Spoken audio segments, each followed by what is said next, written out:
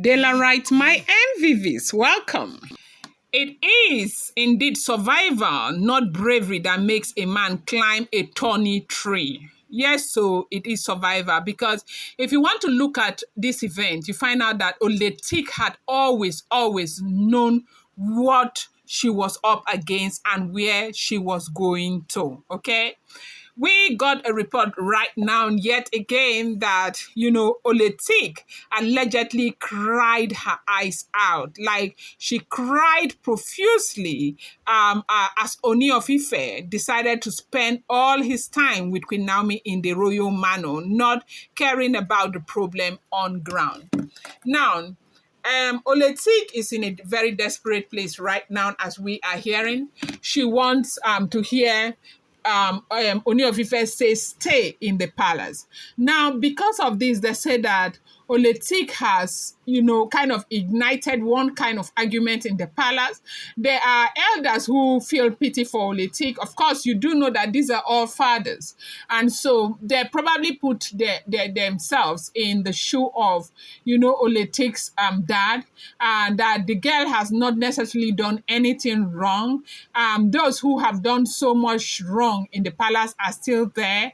And why would Kabiyesi insist that Oletik should not stay inside the palace?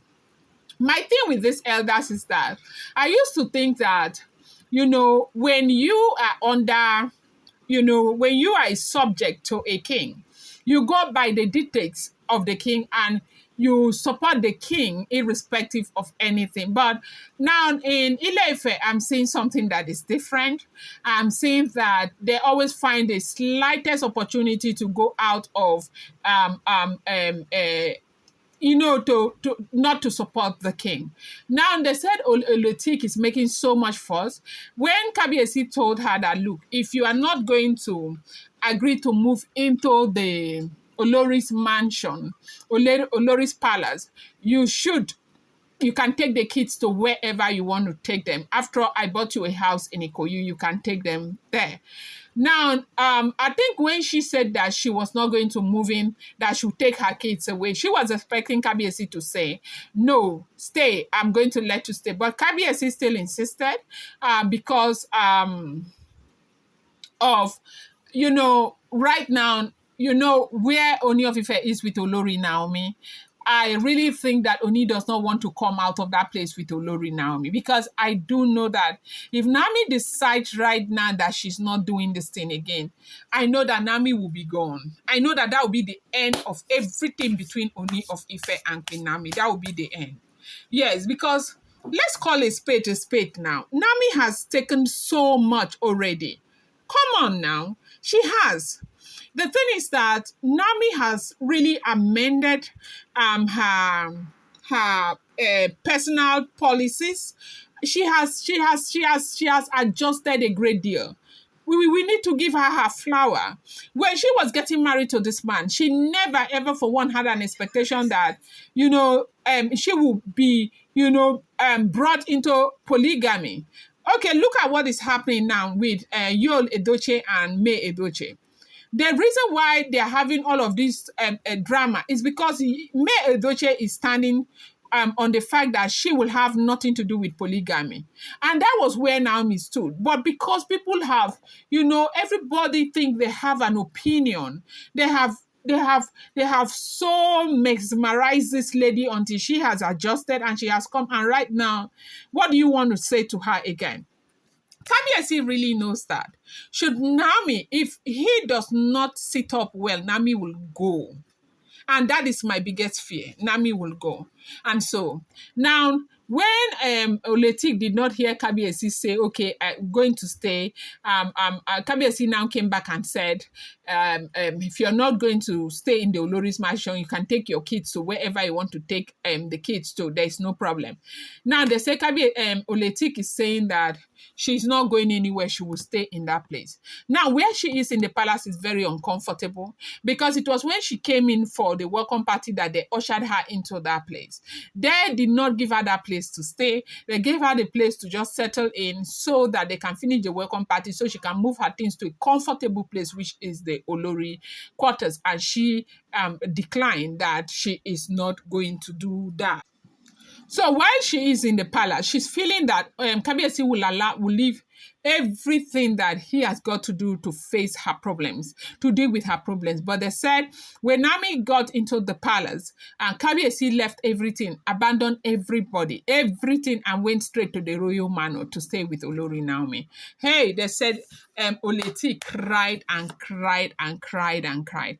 That never in her life did she ever think or thought that anybody will humiliate her the way Kabiyesi has humiliated her. That she does not know how long she will keep on. But this I don't know how long I'm going to keep on with this. I don't know how long I'm going to keep on with this. We hear it every day from, the Oloris. I don't know how long I'm going to keep on with this. I don't know how long I'm going to keep on with this, but they are still there. They are still there. Now, who is that person who does not know that the Ooni of Ife adores Queen Naomi? And if you guys insist that you want to continue staying, this is what you'll be going through. Sometimes I feel pity for some of these Oloris, but it is what it is. What else? Like, what do you want? Yeah.